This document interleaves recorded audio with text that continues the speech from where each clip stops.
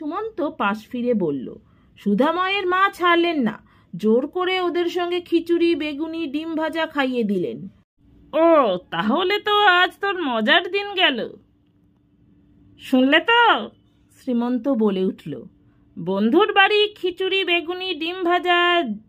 যাক বেচারি, আমরা আমাদের রুটি তরকারি নিয়ে বসি গে, যথেষ্ট রাত হয়ে গেছে। এখন আর লোডশেডিং নেই, দালানের দুটো আলোই জ্বালা।